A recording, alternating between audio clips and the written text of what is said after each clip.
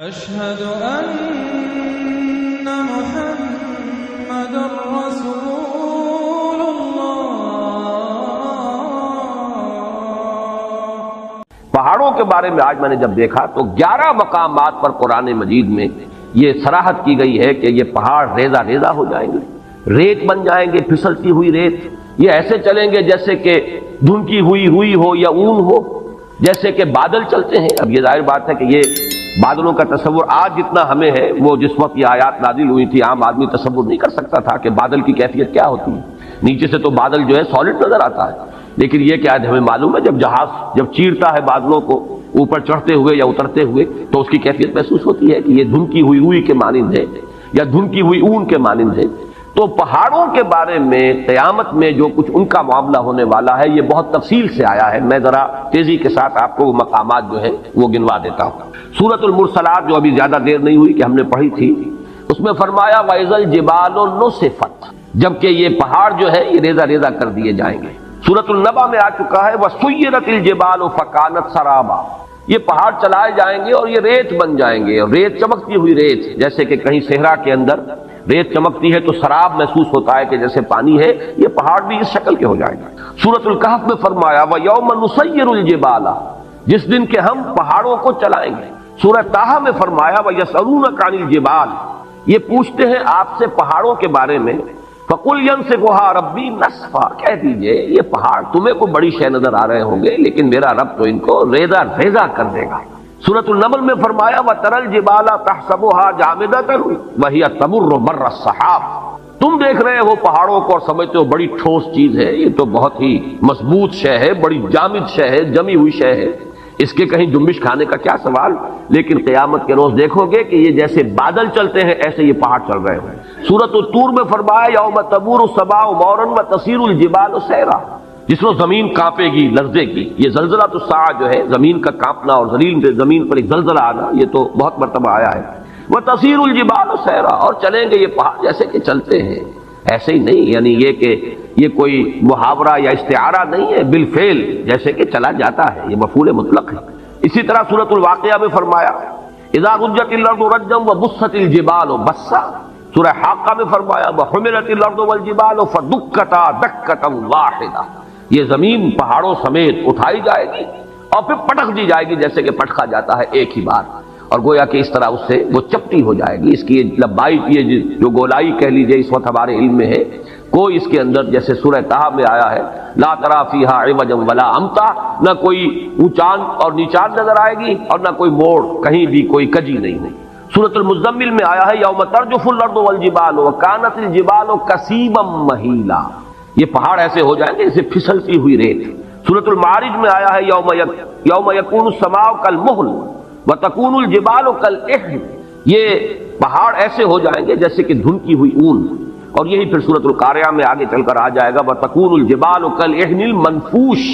اون ایسی جو دھنک دی گئی ہو اور وہ بالکل جیسے دھنکی ہوئی روئی ہوتی ہے ایسے ہو جائے۔ یہ میرا خیال ہے کہ اس اعتبار سے کہ زمین پر جو چیزیں ہمارے مشاہدے میں آتی ہیں ان میں سب سے زیادہ ٹھوس اور سب سے زیادہ مرعوب کن شے جو ہے وہ یہ پہاڑ ہے، بڑے جمے ہوئے ڈٹے ہوئے۔ لیکن یہ کہ وہ قیامت کا زلزلہ،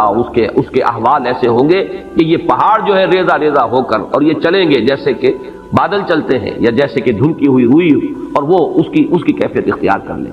آگے چل کر سورۃ الفجر میں اس کا نقشہ جو کھینچا گیا ہے وہ اور بہت واضح ہے، اس کو چپٹا کر دیا جائے گا۔ بلکہ سورۃ الانشقاق میں بھی آیا ہے وَإِذَا الْأَرْضُ مُدَّتْ وَأَلْقَتْ مَا فِيهَا وَتَخَلَّتْ، گویا کہ جیسے کسی چیز کو کھینچ دیا جائے گا۔ اگر کوئی گیند ہو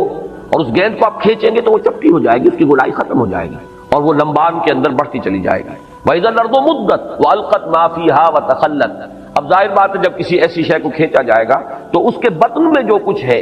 اس کی اس موٹائی کے اندر وہ باہر نکل آئے گا۔ وَإِذَا الْأَرْضُ مُدَّتْ وَأَلْقَتْ مَا فِيهَا وَتَخَلَّتْ، جب زمین کو کھینچا جائے گا اور جو اس میں ہوگا اسے وہ باہر نکال کر خود خالی ہو جائے گی۔ سورۃ الفجر میں نقشہ کھینچا گیا ہے کہ جیسے کہ یہ پہاڑ اور یہ زمین کوٹ کوٹ کر ریزہ ریزہ کر کے برابر کر دی جائے گی، اور پھر یہیں پر وہ حشر کا میدان یہی ہوگا، قصہ زمین برسر زمین طے ہوگا، جو اعمال اس زمین پر کمائے گئے ہیں ان کا حساب کتاب یہی ہوگا۔ اور ایک خیال آتا ہے واللہ عالم، میں اسے کسی سوچی سمجھی رائے کا جو ہے اظہار نہیں کر رہا ہوں، لیکن ان تمام چیزوں کو جمع کیا جائے تو ہمیں معلوم ہے کہ زمین کا جو اصل نیوکلیس ہے وہ تو دہتا ہوا لاوا ہے، آگ ہے۔ اگر اس کو چپٹا کیا گیا تو اس کا نتیجہ ایک نکلتا ہے جو صاف سمجھ میں آتا ہے کہ یہ دونوں طرف جو ہے زمین ہوگی اور درمیان کے اندر جو ہے وہ اس کا دہتا ہوا لاوا جو ہے وہ ظاہر ہو جائے گا، اور ہو سکتا ہے کہ زمین کی جہنم جو ہے در حقیقت انسان کے لیے جو کچھ اس نے کمایا ہے اس زمین پر اس کا حساب کتاب بھی یہی ہو اور یہیں سے اس کی جہنم بھی برآمد ہو جائے۔ مجھے وہ لفظ یاد آ رہا ہے جو امام ابن تیمیہ رحمۃ اللہ علیہ فرمایا کرتے تھے جبکہ وہ جیل میں تھے اور انہیں وہاں ٹارچر کیا جاتا تھا، تکلیفیں دی جاتی تھیں، تو ایک جملہ ان کا آتا ہے کہ ان جنتی معی، میری جنت میرے ساتھ ہے، میرے دل میں جو اطمینان ہے اس کو تم ڈسٹرب نہیں کر سکتے، مجھے مار لو ستا لو جو کچھ کر سکتے ہو، جسم کے ساتھ کر سکتے ہو جو کچھ کر سکتے ہو، میرے دل اور میری روح جو ہے وہ تمہاری دسترس سے باہر ہے، اس کے ساتھ تم کچھ نہیں کر سکتے۔ میری جنت تو میرا وہ سکون ہے جو میرے اندر ہے، سکون قلب۔ یا ایتھا النفس المطمئنہ، اے نفس مطمئنہ، اے وہ جان جو پورے اطمینان اور سکون کے ساتھ دنیا میں اپنے پروردگار کے ساتھ لو لگا کر زندگی گزار کر آئی ہے اور اس نے بدلتے ہوئے حالات سے زیادہ تاثر قبول نہیں کیا ہے، کچھ آ گیا صبر کیا ہے، کچھ تکلیف آ گئی صبر کیا ہے، بڑے اطمینان کے ساتھ صبر و ثبات کا مظاہرہ کیا ہے، کچھ اللہ کی طرف سے آسانی اور کشادگی آ گئی، اللہ کا شکر ادا کیا، دونوں حالتوں میں یکساں۔ یہ کیفیت جو ہے یا ایتھا النفس المطمئنہ، تو اس نفس مطمئنہ کی جنت تو اس کے اندر موجود ہے، وہ اطمینان، وہ قلب، وہ سرور،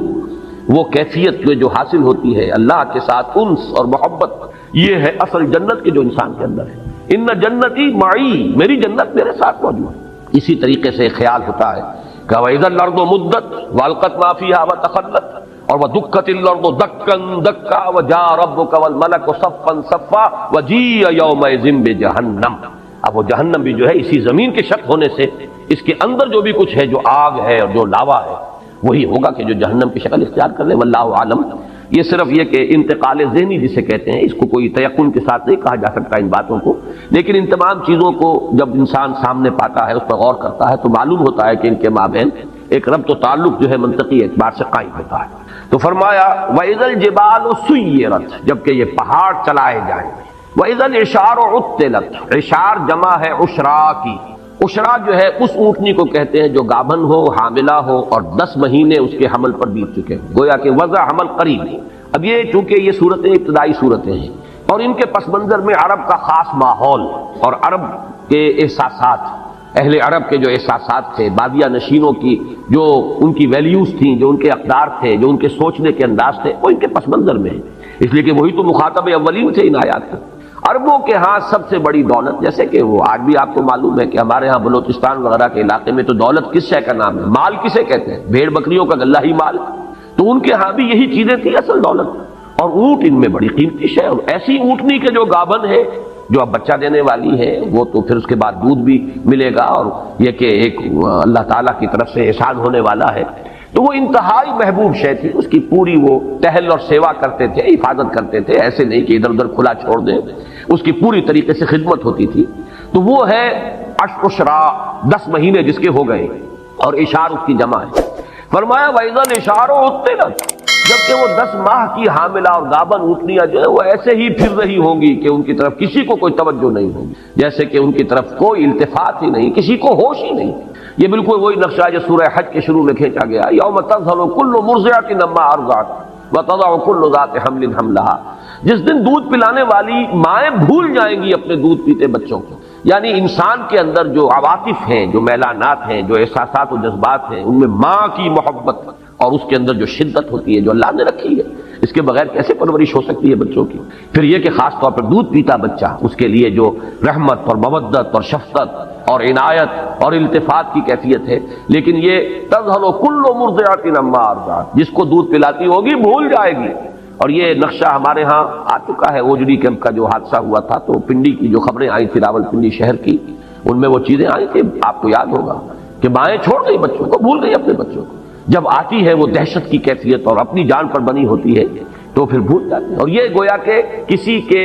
یعنی جذبات کے اندر وہ یعنی محو ہو جانے کا اور اپنی کیفیت ہی کے اندر پوری طریقے سے کھو جانے کی آخری کیفیت ہے کہ ماں اپنے دودھ پیتے بچے کو بھول جائے، یہی کیفیت وہاں ہے۔ وَإِذَا الْإِشَارُ عُطِّلَتْ،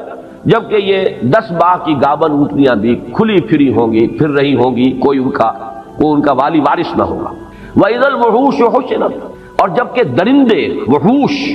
یہ جمع کر دیے جائیں گے، یہ بھی ایک عام مشاہدہ ہے کہ جب کوئی ایسی آفت عرضی آتی ہے کہ سب کو جان کے لالے پڑے ہو تو یہ درندے جو ایک دوسرے کے دشمن ہیں وہ حیوانات، کہ ایک بکری اور شیر ہو سکتا ہے کہ وہ ساتھ ساتھ کھڑے ہو اور بیٹھے ہوں اور وہ شیر بکری کو کچھ نہ کہہ رہا ہو۔ سیلاب کے زمانے میں عام مشاہدہ آتا ہے کہ سانپ نہایت زہریلے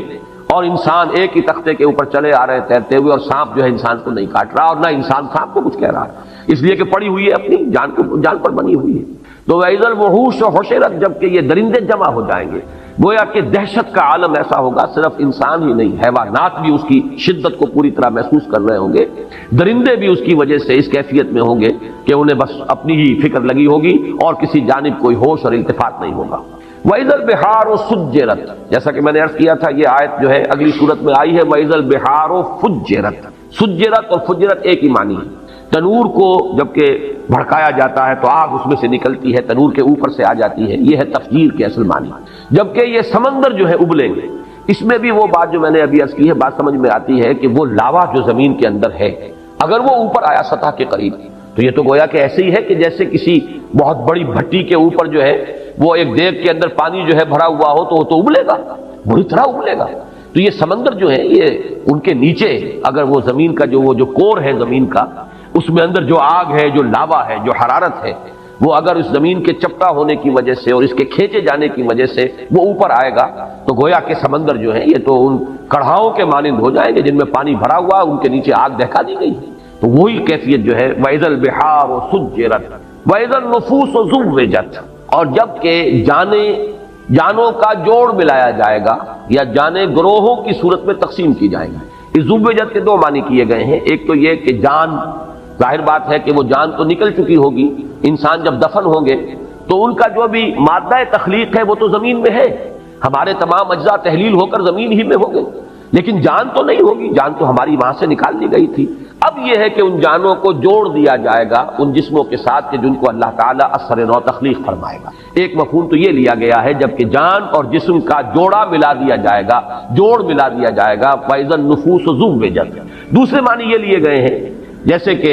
وَكُنْتُمْ أَزْوَاجًا ثَلَاثًا سورۃ الواقعہ میں آیا ہے، گروہوں میں تقسیم ہو جائے گا۔ بڑی بڑی تقسیم تو تین گروہ ہیں، ایک وہ ہے فَالسَّابِقُونَ السَّابِقُونَ أُولَٰئِكَ الْمُقَرَّبُونَ، وہ تو اللہ کے مقرب بندے ہیں، بہت آگے نکل جانے والے سابقون۔ ایک وہ ہے جو اصحاب الیمین ہے کامیاب ہو گئے ہیں داہنے والے لیکن بہرحال اس درجے کو نہیں ہے۔ اور تیسرے اصحاب الشمال ہے، جہنمی ہیں جن کو سزا دی جائے گی۔ پھر یہ کہ ہر ایک کے اندر گروہ بندی ہوگی، جیسے کہ فرمایا ایک حدیث میں کہ جنت کے دروازے ہیں متعدد، کسی دروازے سے بلایا جائے گا ان کو جن کو خاص طور پر نماز کے ساتھ دلی محبت تھی، کسی دوسرے دروازے سے بلایا جائے گا باب الریان جن کو روزہ رکھنے کا خصوصی جو ہے ایک شغف تھا اور شوق تھا، تو تر و تازگی کا دروازہ ہے جنت کا، اس سے انہیں بلایا جائے گا۔ اور کسی کو صدقہ و خیرات سے زیادہ مناسبت تھی تو اس کا کوئی دروازہ اور ہوگا، وہاں سے بلایا جائے گا، آؤ اللہ کی راہ میں خرچ کرنے والے آؤ اس دروازے سے جنت میں داخل ہو جاؤ۔ تو یہ بھی تو مختلف گروہ ہو گئے۔ اور یہاں یہ نوٹ کر لیجیے اس سے مراد فرض عبادات نہیں ہے، وہ تو سب کو کرنی ہے، فرض نمازیں سب کو پڑھنی ہے، لیکن جن کو نفلی نمازوں کا، تہجد کا، اشراق کا، اور جو بھی نمازیں ہیں، چاشت ہے، اوابین ہے، جن کو اس سے خصوصی مناسبت ہے اور محبت ہے، ان کو ایک دروازے سے پکارا جائے گا۔ روزے جو ہے رمضان کے تو سب کو ہی رکھنے ہیں، لیکن یہ کہ نفلی روزوں کا جنہیں ذوق ہے اور شوق سے جو رکھتے ہیں ان کو دوسرے دروازے سے باب الریان کہا گیا، تر و تازگی کا، اور بڑا اس کے اندر مناسبت ہے اس کے نام کی، اس سے کہ روزے میں آدمی سوکھ سا جاتا ہے، ہونٹوں پر پپڑیاں آ جاتی ہیں اور ویسے بھی چہرہ سوکھ جاتا ہے، ڈی ہائیڈریشن ہوتی ہے، لہذا ان کو جس دروازے سے اندر جنت میں داخل ہونے کی دعوت دی جائے گی وہ باب الریان ہے، وہ تر و تازگی کا دروازہ ہے، اس لیے کہ وہ جو روزے کی خشکی کہہ لیجئے یا روزے کا وہ جو سوکھ جانا ہے اور ڈی ہائیڈریشن ہے، گویا کہ اس کا جو اب یعنی بدل ملنے والا ہے وہ ہے تر و تازگی۔ تو یہ مختلف گروہوں کے اندر اہل جنت بھی منقسم ہوگی۔ پھر اہل جنت کے درجات ہیں، جیسے کہ حضور نے فرمایا کہ ادنا درجے کا جنتی اپنے سے اوپر کے درجے کے جنتی کو ایسے دیکھے گا جیسے تم زمین پر بیٹھ کے ستاروں کو دیکھتے ہو۔ تو اذن نفوس و زوجت کے دو معنی ہو گئے، ایک تو یہ کہ جانیں جسموں کے ساتھ جوڑ دی جائیں گی، جوڑے ملا دیے جائیں گے ہر جان کے ساتھ اس کے جسم کا۔ دوسرا یہ کہ گروہوں میں منقسم کر دیں گے، کنتم ازواجا ثلاثہ وَإِذَا الْمَوْءُودَةُ سُئِلَتْ بِأَيِّ ذَنبٍ قُتِلَتْ۔ اب یہاں سے بات چل رہی ہے آگے، گویا کہ اب میدان حشر ہے، عدالت خداوندی اب لگ گئی، اس میں جو محاسبے ہونے ہیں، جن گناہوں کے اوپر پکڑ ہونی ہے، ان میں یہاں ایک بڑی جذباتی بات کا تذکرہ کیا جا رہا ہے۔ یہ وعد واو وا اور حمزہ اور دال بعد، اسی سے یہ جو اس کا مفعول ہے موعودہ، وہ بچی جو زندہ درگور کر دی گئی، جو عرب کا بدترین رواج تھا، بچیوں کو پیدا ہوتے ہی وہ گلا گھونٹ کر مارا، یا یہ کہ گڑھا کھودا اس میں ڈالا اور اس کے اوپر سے مٹی ڈال کر برابر کر دی۔ یہ گویا کہ درندگی کا اور شقاوت کا اور انسان کی کہنا چاہیے کہ دل کی سختی کا یہ ایک انتہائی معاملہ ہے۔ خود اپنا لخت جگر ہو ایک شخص کا کہ اپنی اولاد ہے، لیکن یہ کہ اس اولاد کے ساتھ یہ حشر کرنا، کچھ اس وجہ سے بھی کرتے تھے، فقر کی وجہ سے، کہ پیٹ پالنے مشکل ہیں اور یہ پیٹ بڑھ رہے ہیں، ان کے منہ جو ہے جن میں کھانا ڈالنا ہے، چلو بیٹوں کو تو رکھو، بیٹیوں کو دفن کرو۔ ایک یہ کہ غیرت کا ایک بڑا ایک عجیب اور غلط جاہلی تصور تھا کہ کبھی کوئی ہمارے گھر میں داماد بن کر آئے گا، یہ کیسے ہم گوارا کریں گے؟ تو اس سے یہ ہے کہ نہ رہے بانس نہ بجے بانسری، نہ بیٹی زندہ رہے نہ کسی کے داماد بن کر ہمارے گھر میں آنے کا تصور پیدا ہو۔ تو اس کا نقشہ کھینچا جا رہا ہے، چونکہ جیسے میں نے عرض کیا اولین مخاطب ہے وہ اہل عرب، ان میں جن کے اندر بھی کوئی احساس انسانیت کا برقرار تھا، اس میں اسی تار کو چھیڑا جا رہا ہے کہ ان کے دلوں کے اندر یقیناً اس چیز سے نفرت ہوگی، اور اسی سے اس کے حوالے سے بات کی جا رہی ہے۔ وَإِذَا الْمَوْءُودَةُ سُئِلَتْ، اور بڑا لطیف انداز ہے کہ یوں نہیں کہا جا رہا کہ ان سے پوچھا جائے گا کہ تم نے اپنی بچیوں کو کیوں زندہ درگور کیا، بلکہ بچیوں سے سوال ہوگا۔ وَإِذَا الْمَوْءُودَةُ سُئِلَتْ، اور جب وہ بچی کہ جو زندہ درگور کر دی گئی تھی اس سے سوال کیا جائے گا بِأَيِّ ذَنبٍ قُتِلَتْ، کہ کس گناہ کی پاداش میں اسے قتل کیا گیا، کیوں مارا گیا اسے۔ گویا کہ بظاہر کہا جا رہا ہے اس بچی سے پوچھا جائے گا، اصل میں تو ان سے پوچھا جانا ہے۔ یہاں مجھے یاد آ رہا ہے کہ ایک روایت میں آتا ہے حضرت حسن رضی اللہ تعالیٰ عنہ نے خواب دیکھا تھا حضرت عثمان رضی اللہ تعالیٰ عنہ کی شہادت کے بعد، اور انہوں نے پھر وہ بیان کیا خواب۔ لوگوں نے حضرت علی سے کہا کہ یہ کیا خواب بیان کر رہے ہیں حضرت حسن آپ کے بیٹے؟ تو حضرت علی نے فرمایا اس نے جو دیکھا ہے وہ بیان کر رہا ہے، اور خواب یہ تھا کہ اللہ کی عدالت لگی ہوئی ہے، اللہ تعالیٰ عرش پر ہے، اور فرشتے جو ہیں وہ جو ہے اس تخت کے پائے تھامے کھڑے ہیں، خود محمد الرسول اللہ صلی اللہ علیہ وسلم کھڑے ہیں، اور ان کے ساتھ حضرت ابو بکر ہیں، پھر حضرت عثمان، حضرت عمر ہیں۔ اتنے میں حضرت عثمان آتے ہیں خون میں نہائے ہوئے اور اپنا سر اپنے ہاتھ میں لیے ہوئے، اور وہ آ کر فریاد کریں پروردگار پوچھ ان لوگوں سے کہ انہوں نے مجھے کس جرم کی پاداش میں قتل کیا ہے، کس گناہ کی پاداش میں مجھے شہید کیا گیا ہے۔ تو مجھے وہ واقعہ یاد آ گیا، وَإِذَا الْمَوْءُودَةُ سُئِلَتْ بِأَيِّ ذَنبٍ قُتِلَتْ۔ اس خواب کا بقیہ حصہ یہ ہے کہ عرش الہی تھرایا، اور پھر اللہ تعالیٰ کے غضب کا ظہور اس طریقے سے ہوا کہ خون کے دو پرنالے زمین کی طرف جاری کر دیے گئے۔ اس کی تعبیر ہے جنگ جمل اور جنگ صفین۔ وہ حضرت عثمان رضی اللہ تعالیٰ عنہ کی شہادت مظلومانہ جو ہے، یہ اللہ تعالیٰ کی طرف سے گویا کہ اس کی سزا ہے جو مسلمانوں کو ملی، کہ پھر 10,000 ایک جنگ کے اندر اور شاید 74,000 ایک جنگ کے اندر مسلمان جو ہے قتل ہوئے ہیں ایک دوسرے کی تلواروں اور تیروں سے۔ تو یہ دو خون کے پرنالے تھے جو عرش الہی سے زمین کی طرف جو ہے جاری کر دیے گئے۔ وَإِذَا الْمَوْءُودَةُ سُئِلَتْ بِأَيِّ ذَنبٍ قُتِلَتْ، اور جب کہ پوچھا جائے گا اس بچی سے جو زندہ دفن کر دی گئی تھی کہ کس گناہ کی پاداش میں اسے قتل کیا گیا۔ وَإِذَا الصُّحُفُ نُشِرَتْ، اور جب کہ صحیفے کھول دیے جائیں گے، واضح کر دیے جائیں گے، اعمال نامے، جس کا کہ نقشہ سورہ کہف میں جو کھینچا گیا ہے وہ تو ایسے ہے کہ جیسے کوئی ایک ہی اعمال نامہ ہے۔ ظاہر بات ہے کہ کوئی بہت بڑا کیبنٹ ہو جس میں ہر ایک کی فائل موجود ہو، یا آج ہمارا تصور جو ہے زیادہ قریب آ سکتا ہے کہ بہت بڑا کمپیوٹر ہے جس میں کہ صرف ایک بٹن دبانے کی دیر ہے کہ آپ کا فلم چل پڑے، اور آپ کی پوری زندگی کا ایک ایک حرف جو آپ کی زبان سے نکلا ہے اس کا جو اس کی ٹیپ شروع ہو جائے اور پورا کا پورا معاملہ۔ آج تو ہم یہ چیزیں بہت قریب ہو کر سمجھ سکتے ہیں کہ کوئی بعید نہیں رہی۔ یہ تو جو ٹیکنالوجی آج ہمارے پاس ہے اس کے حوالے سے وہ چیزیں کہ جو آج سے کوئی 1000 برس پہلے 1400 برس پہلے تو بڑے گہرے، یعنی سمجھیے ایمان بالغیب کی بڑی شدید گہرائی کی ضرورت تھی ان باتوں کو ماننے کے لیے۔ جو وہ میں نے لفظ استعمال کیا جو سورہ بقرہ کے شروع میں الذین یؤمنون بالغیب، تو غیب میں ایسی چیزوں کو کہ جن کے لیے کوئی انسان کے فہم کا ابھی آس پاس بھی جو ہے گزر نہ ہوا ہو، ان چیزوں کا انسان کے فہم میں، ان کو ماننے کے لیے تو ایمان بالغیب کی بڑی گہری اور بڑی ہی یوں سمجھیے کہ شدت کی ضرورت تھی کہ مانے کہ محمد اللہ کے رسول ہیں، جو فرما رہے ہیں وہ حق ہے۔ لیکن آج تو یہ چیزیں ہمارے سامنے کی چیزیں ہیں، گویا کہ کوئی اس کے اندر استبعاد ہی نہیں رہا، ان کا ماننا قطعاً مشکل نہیں رہا، اس لیے کہ بٹن کے سائز کے ٹیپ ریکارڈر موجود ہیں، آپ کے ساتھ آپ کو شخص گفتگو کرنے آیا ہے آپ کو پتہ بھی نہیں ہے، اور وہ اس کے ساتھ ریکارڈنگ بھی ہو رہی موجود ہے۔ اسی طریقے سے وہ وضع الکتاب فتر المجرمین مشفقین مما فیہ وَيَقُولُونَ يَا وَيْلَتَنَا مَا لِهَذَا الْكِتَابِ لَا يُغَادِرُ صَغِيرَةً وَلَا كَبِيرَةً إِلَّا أَحْصَاهَا وَوَجَدُوا مَا عَمِلُوا حَاضِرًا۔ جب وہ اعمال نامہ لا کر رکھ دیا جائے گا تو پھر دیکھو گے کہ لوگ کانپ رہے ہوں گے، ڈر رہے ہوں گے اور کہیں گے، پکار اٹھیں گے، یہ کیسا اعمال نامہ ہے، اس نے تو کسی چھوٹی سی چھوٹی مائنیوٹ ڈیٹیل کو بھی اومٹ نہیں کیا، بڑی چیزیں بھی چھوٹی بھی سب موجود ہیں، جو کیا ہوگا اپنے سامنے موجود پائیں گا۔ وَلَا يَظْلِمُ رَبُّكَ أَحَدًا، اور تیرا رب کسی پر ظلم نہیں کرے گا، ان کے اپنے کرتوت ہوں گے۔ آگے ہم چل رہے ہیں، وہ صورت بھی آ جائے گی کہ جس شخص نے ذرہ برابر ذرے کے ہم وزن نیکی کمائی ہوگی وہ بھی سامنے پائے گا، اور ذرے کے ہم وزن جو ہے بدی کمائی ہوگی وہ بھی سامنے پائے گا۔ تو یہ جو اعمال نامہ ہے، فرمایا وَإِذَا الصُّحُفُ نُشِرَتْ، کھل جائے گا، حقیقت واضح ہو جائے گا۔ وَإِذَا السَّمَاءُ كُشِطَتْ، آسمان کی کھال کھینچ لی جائے گی، کاف اور شین اور طا، یہ مادہ آتا ہے کسی چیز کے اوپر سے اس کی چمڑے کو کھینچ لینا، چھلکے کو اتار لینا۔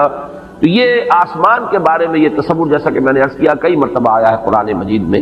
کہ جیسے کہ کوئی ایسی تبدیلی آئے گی کہ اس کے اندر سے سرخی پیدا ہو جائے گی، جیسے جانور کا جب کھال کھینچ لی جاتی ہے تو گوشت سرخ نظر آتا ہے، تو وردتن کا دہان کا لفظ آیا ہے سورہ رحمان میں، ایسے ہو جائے گا گلابی، جیسے کہ وہ تلچھٹ ہوتی ہے تانبے کی۔ تو یہ الفاظ آئے ہیں آسمان کے بارے میں۔ وَإِذَا السَّمَاءُ كُشِطَتْ وَإِذَا الْجَحِيمُ سُعِّرَتْ، اور جب جہنم کو خوب دہکایا جائے گا، جیسے بھٹی جو ہے وہ دہکائی جاتی ہے، دھوکی جاتی ہے، اس کی شدت جو ہے بڑھ جاتی ہے، ویسے تو جہنم میں پہلے ہی ہوگی، لیکن یہ کہ اس میں اور اس کے اندر ایک جوش و خروش کی کیفیت پیدا کی جائے گی۔ وَإِذَا الْجَنَّةُ أُزْلِفَتْ، ازلاف کے معنی کسی شے کو قریب لے آنا، أُزْلِفَتِ الْجَنَّةُ غیر بعید، وہ قریب لے آئی جائے گی اور کہیں دور نہیں ہوگی۔ تو یہ اگرچہ قریب ہوگی لیکن اور قریب آ جائے گی، آنکھوں کے سامنے آ جائے گی۔ اہل جنت جو ہے ان کے لیے گویا کہ تر و تازگی کا ایک پیغام۔ یہ سب ہے اس کا جو آخری بات جو میں عرض کر چکا ہوں، اس سب تمام فنومنا احوال قیامت۔ علمت نفس ما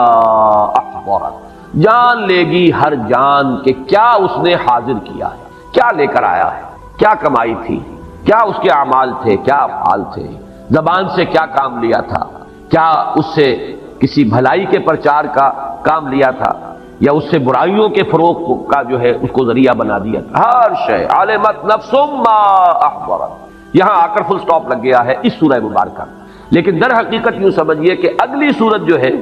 اس میں یہ مضمون جو ہے گویا کہ اب پوری وسعت کے ساتھ سامنے آیا۔ وہاں یہ ہے کہ اذا سے جو آیات شروع ہوئی ہیں وہ 4،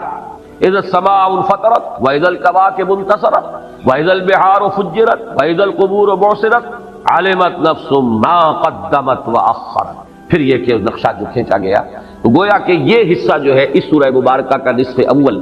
اس کا مثنیٰ جو ہے وہ تو ہے سورۃ الانفطار۔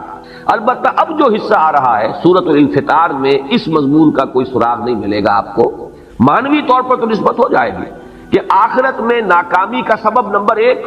وہ ہے نبوت و رسالت کا انکار، اس کا تذکرہ ہو رہا ہے۔ اب وحی کو کہانت قرار دینے والوں سے اب گفتگو ہوگی۔ دوسرا سبب کیا ہے؟ آخرت کا انکار، بھائی مانا کہ اللہ بڑا، یعنی جزا و سزا کا انکار، آخرت کا تو انکار نہیں لیکن جزا و سزا کا انکار۔ اللہ تو بڑا کریم ہے، بڑا ہی نکتہ نواز ہے، بہت ہی شان غفاری جو ہے اس کے حوالے سے آدمی کا دھوکہ کھانا، اس معنی میں تو ربط ہے، لیکن یہ کہ یہ مضمون اپنی جگہ پر نہایت اہم مضامین میں سے قرآن مجید کے جو اب یہاں سے شروع ہو رہا ہے،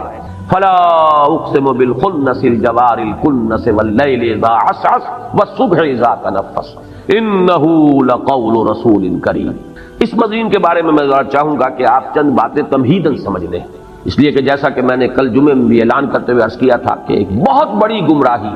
جو مسلمانوں میں اس دور میں بھی پیدا ہوئی ہے جب فلسفے کا ہمارے ہاں زیادہ رواج ہوا ہے، فلسفہ یونان کی منطق، ارسطو کی منطق اور فلسفہ، اس کی روشنی میں یا اس کی ترازو میں جب کچھ مسلمان فلسفیوں نے، ابن سینا اور فارابی اور کندی، ان لوگوں نے جب کہ دینی تصورات کو ان پیمانوں میں ڈھالنے کی کوشش کی ہے، تو جہاں اور بہت سے مسائل پیدا ہو گئے، جبر و قدر کا مسئلہ پیدا ہوا اور بہت سے مسائل پیدا ہوئے، انہی میں سے ایک مسئلہ تھا وحی کی حقیقت کا، جس میں بہت بڑی ٹھوکر کھائی ہے ان فلسفیوں نے بھی۔ اور پھر اس دور میں بھی جو ہمارا اعتزال جدیدہ کا فتنہ ایک پیدا ہوا ہے، جس میں کہ سر سید احمد خان مرحوم اللہ تعالیٰ انہیں معاف کرے، ان کی نیک نیتی پر مجھے شبہ نہیں ہے، اور مسلمان قوم کے ساتھ ان کا خلوص و اخلاص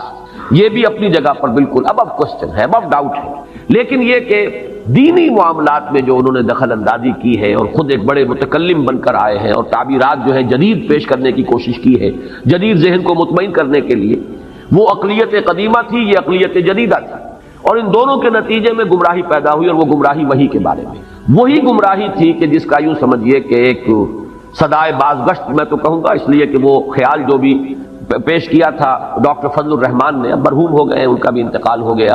ویسے ان کے بارے میں بھی جہاں تک میری معلومات ہیں، میری ملاقاتیں ہیں، یہاں تو بہت کم رہی ہیں لیکن امریکہ میں کئی مرتبہ ملاقات ان سے ہوئی۔ سن 68 میں آپ کو یاد ہوگا وہ تھے ادارہ جو ریسرچ اسلامک ریسرچ کاؤنسل ہے، ادارہ تحقیقات اسلامی، پہلے کراچی میں ہوتا تھا، اب پھر اس کے بعد اسلام آباد منتقل ہوا، اس کے ڈائریکٹر تھے، اور انہوں نے کتاب لکھی تھی اسلام انگریزی میں۔ اس میں وحی کی حقیقت کے بارے میں انہوں نے وہی خیالات پیش کیے جو سر سید کے تھے مرحوم کے، اور جو ہمارے قدیم فلسفیوں کے، لیکن بہرحال وہ چونکہ گمراہی تھی تو اس کے خلاف طوفان اٹھا بہت، اور اسی کے نتیجے میں پھر انہیں پاکستان چھوڑ کر جانا پڑا۔ وہ گمراہی کیا تھی اسے سمجھ لیں، اور اس کے لیے بھی اس حقیقت کو سب سے پہلے سامنے لائی ہے کہ یہ قرآن کیا ہے، یہ حدیث اللہ ہے، اللہ کی حدیث۔ ایک ہے حدیث رسول، حضور کا فرمان، حضور کا قول، حدیث رسول۔ اس کے راوی اول کون ہوں گے؟ صحابی۔ راوی دوم پھر جو تابعی ہیں،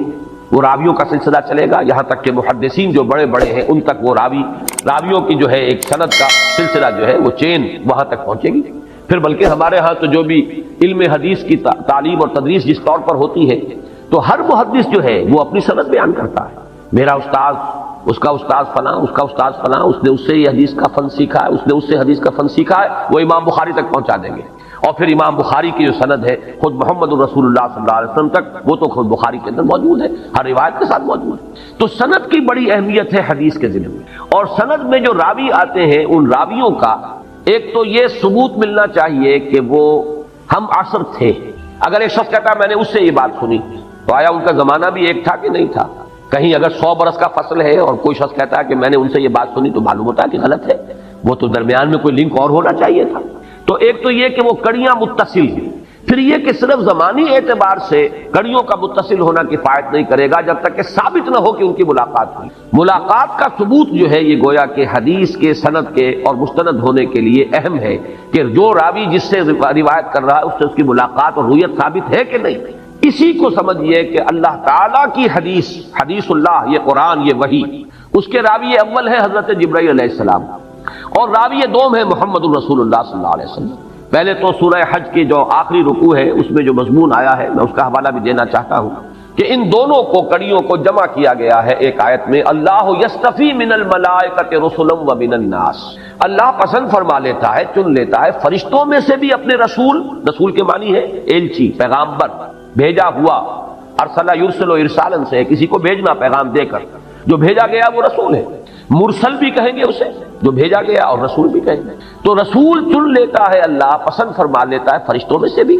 اللہ یستفی من الملائکۃ رسلا ومن الناس، اور لوگوں میں سے بھی۔ گویا کہ انسانوں تک اپنا پیغام ہدایت پہنچانے کے لیے اللہ تعالیٰ پہلے چنتا ہے فرشتوں میں سے ایک پیغامبر، وہ ہے حضرت جبرائیل علیہ السلام۔ پھر نمبر 2 انسانوں میں سے ایک پیغامبر، وہ مختلف رہے، کبھی نوح ہے، کبھی ہود ہے، کبھی عاد، کبھی حضرت صالح ہے، کبھی اور حضرت شعیب ہے، ابراہیم ہے، موسیٰ ہے، عیسیٰ ہے، یہاں تک کہ محمد الرسول اللہ ہے۔ تو یہ جو حدیث اللہ ہے قرآن مجید، اس کے راوی اول حضرت جبرائیل علیہ السلام، راوی دوم محمد الرسول اللہ صلی اللہ علیہ وسلم۔ حضور سے تو اب متصل ہے، سب کو معلوم ہے، حضور نے قرآن پڑھایا، صحابہ کو یاد کرا دیا، اس کا مذاکرہ کیا، 2 مرتبہ حضرت جبرائیل سے مذاکرہ ہوا ہے آخری رمضان میں محمد الرسول اللہ صلی اللہ علیہ وسلم کا، اور سینکڑوں بلکہ شاید ہزاروں کی تعداد میں جو ہے حفاظ تیار ہو چکے تھے، اس لیے کہ سینکڑوں تو شہید ہوئے ہیں جنگ یمامہ میں، ایک جنگ کے اندر۔ اس اعتبار سے اسی وقت پھر یہ ضرورت محسوس ہوئی کہ قرآن مجید کو ایک کتاب کی شکل میں بھی جمع کر لیا جائے، کہیں اگر حفاظ اسی طریقے سے شہید ہوتے رہے تو قرآن جو ہے کہیں گم نہ ہو جائے، ضائع نہ ہو جائے، لہذا اس کو مابین الدفتین، ایک کتاب کی شکل میں، یہ 2 گتوں کے مابین ایک کتاب کی صورت میں بھی جمع کیا جائے۔ حضور کے زمانے میں، حضور کے اپنے حیات طیبہ کے دوران مصحف جو ہے اس شکل میں موجود نہیں تھا۔ حضرت ابوبکر کے دور خلافت میں یہ مسئلہ پیش آیا، یہ سارے مسائل میں بیان کر چکا ہوں سورہ قیامہ کے درس کے ضمن میں، ان علینا جمعہ و قرآن، اس کا جمع کرنا، پڑھوانا ہمارے ذمہ ہے، اللہ نے وہ اپنی ذمہ داری پوری کی۔ لوگوں کے سینوں میں تو جمع ہو چکا تھا، سینہ محمدی صلی اللہ علیہ وسلم میں جمع تھا، پھر صحابہ کرام کے سینوں میں منتقل ہوا، جمع ہو گیا، لیکن کتابی شکل میں حضرت ابوبکر کے زمانے میں جمع ہو گیا۔ تو یہ جو قرآن مجید ہے، اس کا آگے تو اب سلسلہ بالکل یوں سمجھیے متواتر ہے، اتنی شہادتیں ہیں، یہ وہی ٹیکسٹ ہے جو محمد الرسول اللہ صلی اللہ علیہ وسلم نے امت کو دیا، کہ دشمن بھی مانتے ہیں، کوئی شک و شبے کی گنجائش نہیں، تسلیم کیا جاتا ہے۔ دنیا میں کوئی کتاب اتنے پیور ٹیکسٹ کے ساتھ موجود نہیں ہے جتنی یہ قرآن مجید، مذہبی کتابوں میں تو کوئی بھی نہیں ہے۔ باقی کوئی کتاب، تورات کے بارے میں کوئی یہودی دعویٰ نہیں کر سکتا کہ یہ تحریف سے یہ خالی، یہ غلطیوں سے خالی، اس لیے کہ اصل تورات تو گم ہو گئی تھی حضرت مسیح علیہ السلام سے کوئی 600 برس قبل۔ نبوکدنضر نے جب حملہ کیا تھا بیبلونیا کے بادشاہ نے یروشلم پر، اور اینٹ سے اینٹ بجا دی تھی، اور 6 لاکھ یہودیوں کو قتل کیا تھا، 6 لاکھ کو قیدی بنا کر لے گیا تھا، ہیکل سلیمانی مسمار کر دیا تھا۔ اس کے بعد سے وہ اصل تورات دنیا میں نہیں ہے، اصل انجیل نہیں ہے، اس لیے کہ اصل انجیل یا عبرانی میں ہو سکتی تھی یا سریانی میں ہو سکتی تھی۔ حضرت مسیح علیہ السلام کی زبان آپ کے زمانے میں، آپ شام میں رہے، ساری زندگی جو بھی تھی وہیں آپ نے بتائی، زبان وہاں عبرانی تھی، اہل علم کی، سریانی تھی، کولوکیل لینگویج۔ تو اب انجیل ہو سکتی ہے ممکن طور پر یا عبرانی میں یا سریانی میں، اور نہ عبرانی کا کوئی نسخہ موجود ہے اور نہ سریانی کا موجود ہے۔ جو سب سے قدیم نسخہ ہے وہ بھی یونانی ترجمہ ہے، تو معلوم ہوا کہ اصل انجیل تو نہیں ہے۔ ہاں، قرآن اصل موجود ہے جو محمد الرسول اللہ صلی اللہ علیہ وسلم نے امت کو دیا، لیکن یہ حضور نے امت کو دیا اس کے بعد سے تو تواتر ہے اور بلا شک و شبہ ہے۔ سوال یہ ہے کہ یہ جو پہلے 2 راوی ہیں ان کی ملاقات بھی ثابت ہے کہ نہیں، یہ ہے وہ اہم مسئلہ۔ اور یہ بات جان لیجئے، میں نے کئی مرتبہ یہ بات اصول کے طور پر بیان کی ہے کہ اہم مسائل قرآن مجید میں 2 جگہ ضرور آتے ہیں، کم سے کم 2 جگہ، ویسے تو یہ کہ بار بار بھی آئیں گے، کم سے کم 2 مرتبہ۔ اور نمبر 2 یہ کہ ترتیب ان میں اکثر جو ہے ریسیپروکل ہو جاتی، عکسی ہو جاتی ہے، ایک جگہ پر پہلے جو چیز آئی ہے دوسری جگہ پر وہ بعد میں آئے گی، پہلی جگہ پر جو چیز بعد میں آئی ہے دوسری جگہ پر وہ پہلے آ جائے، عکسی ترتیب عام طور پر۔ باقی یہ اصول اپنی جگہ پر ہے کہ 2 جگہ پر آپ کو اہم مضامین ملیں گے، اس حوالے سے نوٹ کر لیجئے۔ اور عجیب بات ہے، ترتیب کے علاوہ تعداد آیات 15 آیات ہیں سورہ نجم کی، 1 آیت سے لے کر اور 15ویں آیت تک، آیت نمبر 1 سے آیت نمبر 15 تک 15 ہی آیتیں ہیں یہ سورہ تکویر کی، آیت نمبر 15 سے لے کر آیت نمبر 29 تک، ان دونوں کا مضمون ایک ہے لیکن ترتیب آپ کو جدا ملے گی۔ مضمون کیا ہے؟ حضور کی رویت، جبرائیل علیہ السلام کی، ان کی اصل ملکی شکل میں رویت۔ دیکھیے اب میں آپ کو بتا دوں گمراہی کیا ہے۔ اہل عقل یا عقل پرست جن کو کہا جائے، اہل عقل تو اللہ تعالی ہم سب کو بنائے، سب عاقل ہوں اور عقل سے کام لیں، لیکن ایک لوگ وہ ہوتے ہیں جو عقل پرست ہو جاتے ہیں، طے کر لیتے ہیں جو بات جو ہے ہمارے عقل کے لیے قابل قبول نہیں ہے وہ ہم نہیں مانیں گے۔ اس کو بھی نوٹ کیجئے، ایک ہے خلاف عقل، ایک ہے ورائے عقل۔ خلاف عقل شے کو تو ہم نہیں مانیں گے، لیکن ایک شے ہے ورائے عقل جو عقل کے دائرے سے دور ہے، عقل سے ماورا ہے، عقل سے آگے ہے۔ ظاہر بات ہے کہ عقل سے آگے اگر دین کی کوئی بات نہ ہو تو یؤمنون بالغیب کی ضرورت ہی نہیں۔ اللہ تعالیٰ کی ہستی، اس کے صفات کی مقدار، کیفیت و کمیت ہمارے عقل سے ماورا ہے۔ یہ مانتے ہیں اللہ، یہ جانتے ہیں اللہ ہر چیز کو دیکھتا ہے، کیسے دیکھتا ہے یہ ہمیں نہیں معلوم۔ اللہ کی آنکھ ایسی ہے، وہ بھی کسی روشنی کا محتاج ہے کہ اس کے حوالے سے دیکھے، معاذ اللہ ثم معاذ اللہ، بس یہ معلوم ہے وہ دیکھتا ہے، بصیر ہے، لیکن اس سے آگے کیسے دیکھتا ہے ہمیں نہیں معلوم، یہ ورائے عقل ہے۔ یہ ہمیں معلوم ہے اللہ سنتا ہے، کیسے سنتا ہے؟ کیا اس کے بھی کان ہیں؟ کیا اسے بھی ساؤنڈ ویوز کی ضرورت ہے؟ وہ جا کر کان کے پردے کو چھیڑے اور وہاں سے پھر جو ہے وہ معلومات دماغ کو نہیں لے گی، معاذ اللہ ثم معاذ اللہ، جسم اور جسمانیت سے پاک۔ لہذا ہمیں کچھ پتہ نہیں کہ اللہ کیسے دیکھتا ہے، اللہ کیسے سنتا ہے، ہم یہ جانتے ہیں اللہ سنتا ہے، اللہ دیکھتا ہے، سمیع اور بصیر۔ تو یہ چیزیں ورائے عقل، خلاف عقل نہیں ہے۔ تو لوگ جو عقل گزیدہ ہو جاتے ہیں، عقل پرست، وہ ورائے عقل چیزوں کی بھی ایسی تعبیر کرنے کی کوشش کرتے ہیں کہ جو عقل کے لیے قابل قبول ہو جائے، عقل کے پیمانے کے اندر آ جائے۔ اس محدود پیمانے کے اندر ان لامحدود حقائق کو بھی اتارنے کی کوشش، اس میں ظاہر بات ہے کہ پھر ٹھوکریں کھائی جاتی ہیں۔ اہل فلسفہ کی گمراہی کیا ہے؟ اللہ کو تو وہ مان لیتے ہیں، اس لیے کہ یہ تو ماننا پڑتا ہے، کوئی نہ کوئی علت العلل تو ہے نا، آخر کہیں سے تو آغاز ہے نا، کسی ایک ہستی کو تو ماننا پڑے گا۔ اسے آپ کہیں ورلڈ اسپرٹ، روح کائنات، اسے آپ کہیں وجود مطلق، دی ایبسولوٹ بینگ، کچھ بھی کہیں، جو بھی نام دیں اسے کچھ نہ کچھ ماننا پڑے۔ لہذا اس کو تو ایک ہستی، اس کو ماننا، یہ تو عقل سے جو ہے یہ گویا کہ ان کے نزدیک یہ عقل کے خلاف نہیں، اس کو تو مان لیا جائے گا۔ لیکن یہ فرشتہ کس بلا کا نام ہے اور جن کس بلا کا نام ہے؟ یہ چیز ان کے ان محدود پیمانوں کے اندر ان کے ذہنوں میں یہ بات نہیں تھی۔ لہذا توجیہ کرنی پڑتی ہے۔ فرشتہ، بس فرشتہ تو اصل میں قوائے فطرت کا نام ہے، فورسز آف دی نیچر۔ اب ایک ہے ثقل، یہ بھی ایک گویا کہ فرشتہ ہے، بجلی گویا کہ ایک فرشتہ ہے، یہ گویا کہ قوائے طبعیہ جو ہے انہی کو فرشتہ کہہ دیا گیا، ورنہ فرشتے کی کوئی اپنی خارجی اس کا وجود، کوئی اس کا تشخص نہیں ہے کہ اس کا کوئی شخصی وجود ہو، نہیں، بلکہ قوائے طبعیہ، فورسز آف دی نیچر کو فرشتے کہہ دیا گیا۔ جن کیا ہے؟ اجی کوئی علیحدہ مخلوق نہیں ہے، یہ خامخواہ مولویوں نے اس کا ڈھکوسلا بنا دیا ہے۔ جن تو کہتے ہیں مشتعل مزاج انسان، اکھڑ، لڑ پڑنے والے، تھوڑی سی بات کے اوپر مشتعل ہو جانے والے، کیونکہ مشتعل ہو جاتے ہیں وہ، لہذا کہہ دیا گیا کہ وہ آگ سے بنائے گئے ہیں۔ جیسے کہ ہم کہتے ہیں وہ فلاں غصے میں آگ بگولا ہو گیا، اسے آگ تھوڑا ہی ہو جاتا ہے، وہ انسان ہی رہتا ہے۔ یہ صرف ایک استعارہ ہے کہ ہم نے کہا وہ غصے میں آگ بگولا ہو گیا، ایسے ہی استعارتاً کہہ دیا گیا ہے کہ جن جو ہے وہ آگ سے پیدا کیے گئے، ورنہ وہ بھی انسان ہیں، انسانوں ہی میں سے جو اکھڑ قسم کے اور جو مشتعل مزاج لوگ ہیں ان کو جن کہہ دیا گیا۔ یہ ہے تعبیرات جنہوں نے کہ ایک بہت بڑا مسئلہ کھڑا کر دیا۔ اگر فرشتے کا کوئی خارجی وجود نہیں ہے، کوئی پرسونیفائڈ ایگزسٹنس نہیں ہے، تو پھر یہ وہی کون لے کر آئے؟ اب آپ کو معلوم ہے کہ ایمانیات ثلاثہ میں سے توحید، ایمان باللہ، پھر ایمان بالرسالت، ایمان بالآخرہ یا معاد، تو ایمان بالرسالت کی ساری بنیاد وحی پر قائم ہے۔ وہی مانے تو نبی کا سوال ہوا نا، وہی کو تسلیم کرے تو رسالت اور نبوت اور کتاب کا تصور سامنے آیا۔ وہی کی حقیقت ہے کہ جو سب سے بڑا مسئلہ بن گیا۔ جب فرشتہ کسی شے کا نام نہیں ہے تو یہ کہاں سے، کون ہے جو لایا؟ یہ جبریل امین کون ہے؟ یہ روح القدس کون ہے؟ یہ ہے اصل میں وہ سوال جس کا جواب انہوں نے یہ دیا۔ اب یہ نوٹ کیجئے، یہ میری بات نہیں ہے، یہ ان کا جواب ہے کہ اصل میں وہی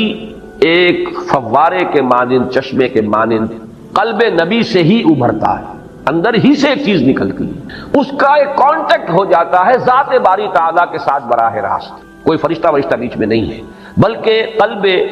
نبی کا ایک براہ راست ربط ہو جاتا ہے اللہ کے ساتھ۔ عقل کہیے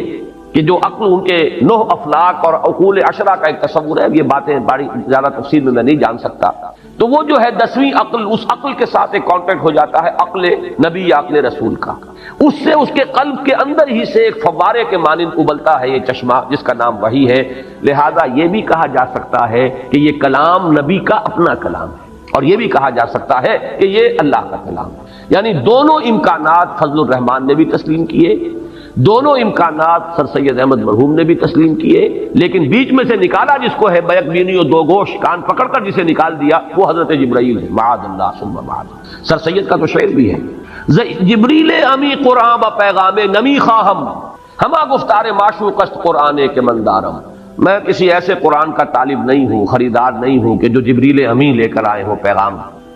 میرے پاس جو قرآن ہے وہ تو میرے معشوق کا کلام ہے۔ معشوق یہ لفظ جو ہے دو ذو معنیین ہے، اللہ کو کہہ لیجیے، میرے محبوب کا کلام ہے۔